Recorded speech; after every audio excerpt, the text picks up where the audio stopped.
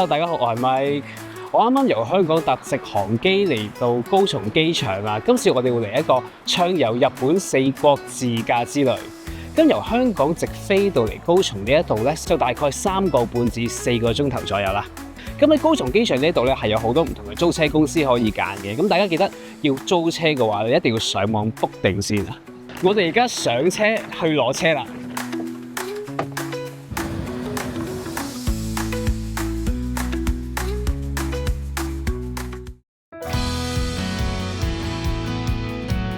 好啦，我哋攞咗車之後，我哋今日第一站咧，我哋會去高松市啊。咁由呢一個位揸車過去咧，大概係30分鐘左右啦。咁喺日本嗰度自駕，同我哋香港一樣，都係揸右軚車，咁所以我哋都係盡量靠左線去行啦。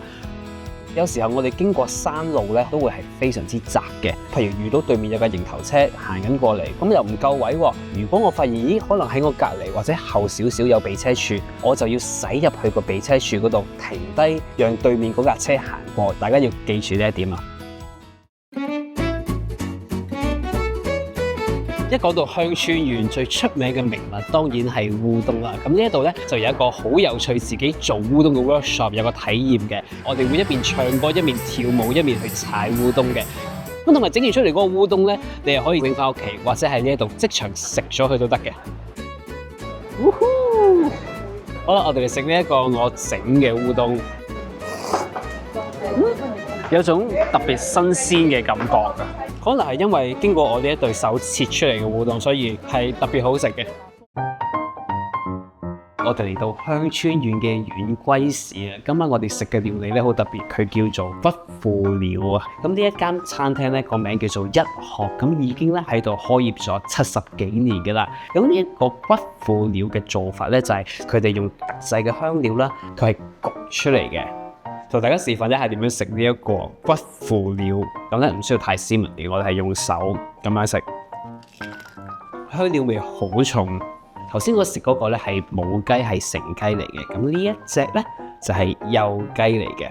大家見唔見到啲雞汁係咁滴緊落嚟嘅？佢嗰啲雞汁同埋雞油咧，直頭你會見到喺嗰啲肉嘅中間嗰度咧，好似個湯包咁樣包住。成雞嗰個味道咧就濃啲，呢個咧就幼嫩啲，兩個都好食喎，我覺得。今日我哋會由香川縣去到隔離嘅愛媛縣。一講起愛媛縣，我哋就諗起蜜柑啊！我哋今日去摘蜜柑。咁由於呢度嘅陽光好充足啊，所以呢度好適合種蜜柑。而摘蜜柑嘅季節咧就係10月至2月。要剪呢個蜜柑咧，就唔可以呢度剪嘅，我哋要好貼近個頂咁樣剪先至啱嘅。OK， 呢一度摘蜜柑咧，價錢係1400 yen 一位，咁有40分鐘時間，大家可以喺呢一度放題食啦。咁拎翻屋企咧，大家可以拎1 kg 翻去，即摘即食，好好味。我哋摘完蜜柑之後咧，就去到隔離一間叫做吉海海鮮燒烤館嗰度食午餐啊。咁呢度同時係一個道之役嚟嘅。咁喺呢度咧，可以自己親手去揀你想燒嘅海鮮去食㗎。除咗海鮮之外咧，呢度亦都有蔬菜嘅。咁呢度另一個特色咧，我哋可以一邊望住來島海峽大橋，一邊 BBQ 嘅。所以呢度平時係一個好人氣嘅熱點嚟嘅。我哋一齊去揀海鮮。哇！呢度嘅職員推介我哋今日食車海佬同埋呢度金字嘅蠔，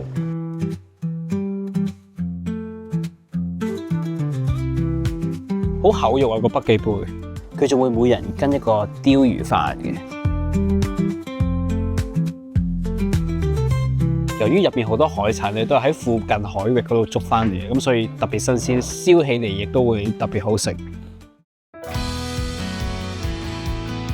我哋嚟到龜廬山展望台啦，呢度嘅高度咧大概係307米左右，喺呢一度咧可以望到世界首座3連大橋來島海峽大橋。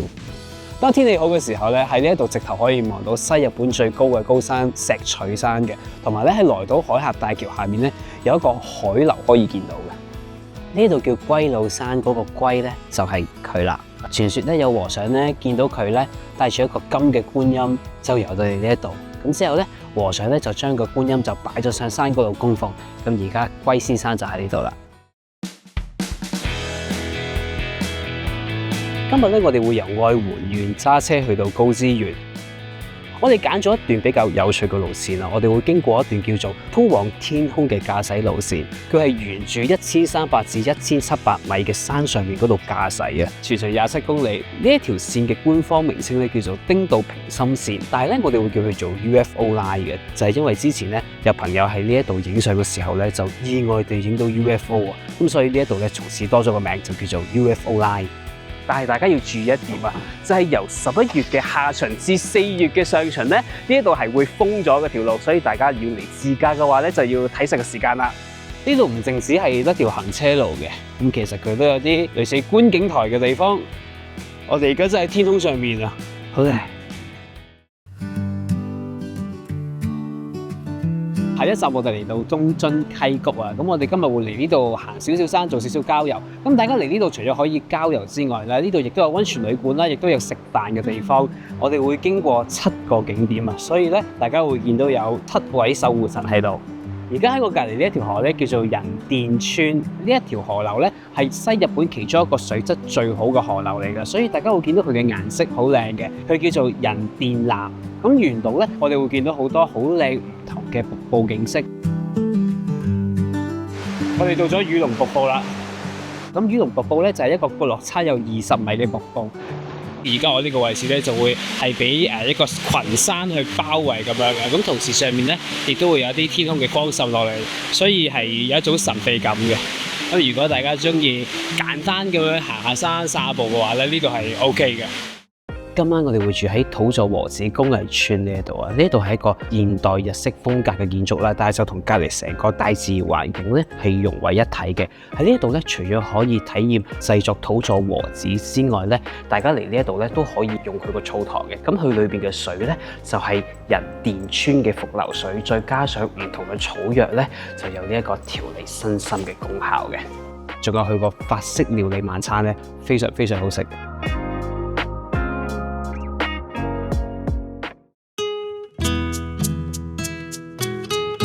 今日第一站咧，我哋喺高知縣會嚟到呢一度非常出名嘅人殿川啊！自駕遊嘅時候咧，即係因為揸車有陣時都會攰嘅，咁呢一個旅程咧就可以俾大家放鬆下、chill 下。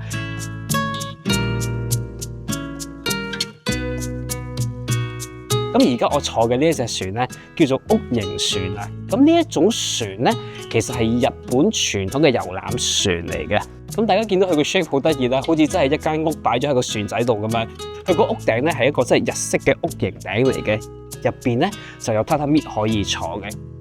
坐呢個屋形船咧，佢嗰個速度係慢慢慢慢咁。初初我以為50分鐘會好多，點知唔係好夠，因為非常非常之舒服，係可以清空你個腦袋嘅。好中意呢度。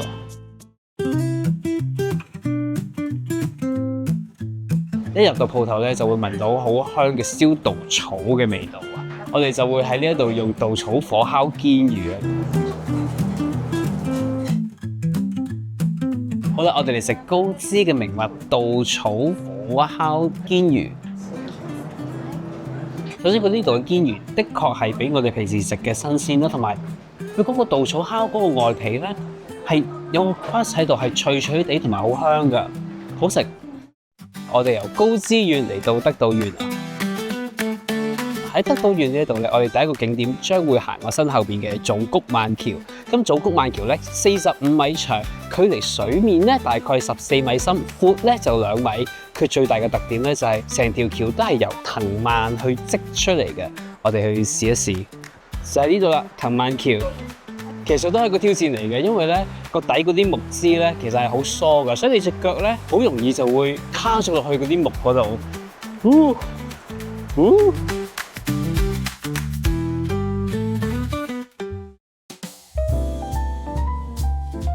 今晚我哋住嘅酒店叫做大步危峽萬納卡酒店。咁呢間酒店咧就係俾呢個好靚嘅大自然環境包圍住。咁今晚可以喺度好好休息。佢哋個晚餐係好有心機啊，做得用嘅材料咧全部都係無添加，同埋係嚟自本地嘅。好啦，我哋食晚餐啦。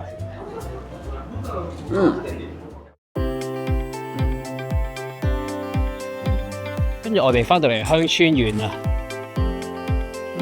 嚟到金都比羅宮，又叫做岡比拉山。佢係一所供奉海神嘅神社嚟嘅。如果你係祈求關於製藥、醫療或者係做生意嘅話咧，你喺呢一度祈求係好靈驗噶。據說呢一度嘅神咧坐住馬嚟呢一度嘅，咁所以呢一度都會供奉馬。嗱，咁我哋而家嘅目標咧就係去到最高嘅地方。喺上邊我哋可以睇到好遼闊嘅景色之餘咧，亦都可以參觀到金都比羅宮。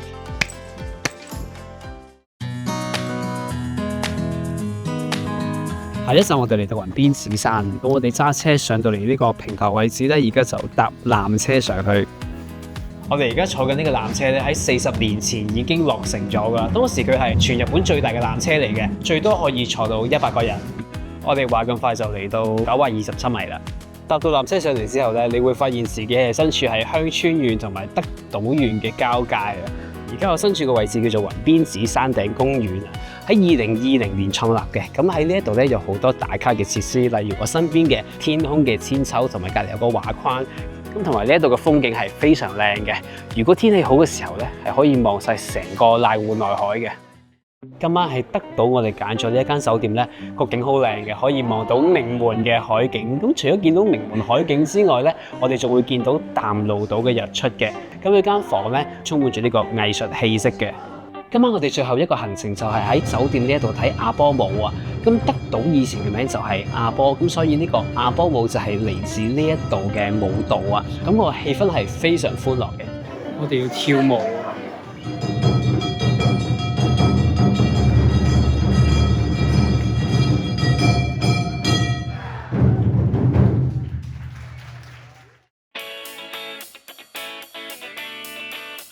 今日我哋再翻嚟德島啊！第一站咧，我哋會去坐德島嘅鳴門觀光氣船啦。咁坐呢個船咧，可以近距離睇到全世界最大嘅鳴門漩渦。咁呢個位置其實好方便嘅。如果大家喺北鳴門呢一邊咧，其實揸車可能係4分鐘左右就會到噶啦。咁出邊有個超大嘅停車場啦，所以大家自駕遊嘅話咧，都唔需要太擔心冇位。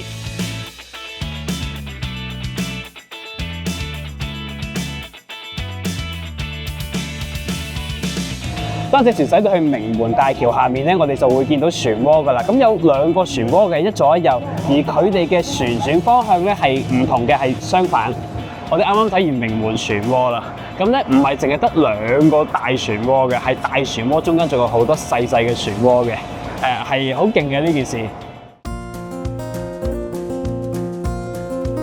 下一站我哋嚟到咕嚕咕嚕鬧到道之驛呢一度食 lunch， 會去一間餐廳叫做 Horedate Kitchen， 嗰度係出名食亞波黑牛扒、漢堡同埋佢哋嘅自家製梳芙梨嘅。好，我哋試下呢個亞波黑牛嘅漢堡扒，好軟滑嘅入邊，好有牛肉嘅香味。原來呢一度咧係4國最大嘅道之驛嘅，咁所以咧大家揸車中途咧，如果需要食 lunch 啊、買手信啊、休息下嘅話，呢一度絕對係一個好地方嚟嘅。食完 lunch 之後，我哋嚟到南樹丁歷史館南之館呢一度。喺呢一度咧，除咗可以睇到有關日本傳統藍染嘅歷史之外咧，仲可以自己試一試做藍染嘅。過程大概40分鐘左右啦，整完之後咧係可以即刻拎走嘅。跟住我哋整一個圓形咧，就係咁樣。揾支竹籤篤住，跟住揾個橡筋紮住佢。橡筋紮住嗰啲位咧，其實就係掂到藍染嘅彩嘅。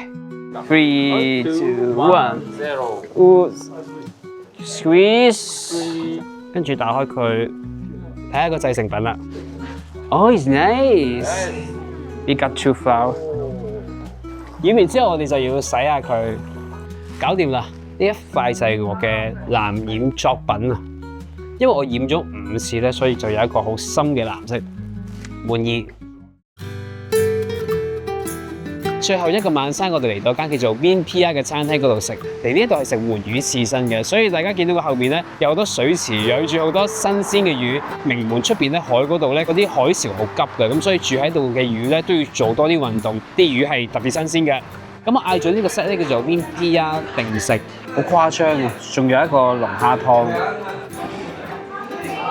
跟住又有天婦羅，都係脆嘅個外邊，同埋隻蝦都係新鮮嘅。到鯛魚啦，比我以前食過嘅都要再實淨啲嗰個肉，好食。最後一站我哋嚟到屋島啊！屋島呢一度咧有個展望台喺呢度，可以睇到一個好遼闊嘅瀨戶內海嘅景色。同埋呢一度咧有個岩石，佢有少少似一個獅子嘅，叫做獅子之陵岩。喺度可以睇晒成個高松市，我哋見到市中心高松站，又見到瀨戶大橋，同埋見到好多個島，好舒服。我哋還咗車翻到嚟高松機場啦。喺高松機場呢度有個手信店，叫做四國空市場 Yosola。喺呢度咧係可以買晒四國4個縣嘅手信特產嘅。咁如果大家上機之前發現有啲咩唔記得咗買，要買翻嘅話咧，嚟呢一度睇睇啦。今次係由香港直飛到嚟四國呢一度做自駕遊，所以就好方便咁樣去唔同嘅地方嗰度探索。而家嘅時間係初秋啊，所以今次揀咗個景點咧都係比較適合呢個時間去嘅。但係四國一年四季佢都有唔同嘅風景、歷史、美食同埋日本人嘅溫暖，所以希望大家有時間可以嚟到呢一度尋找屬於你嘅四國。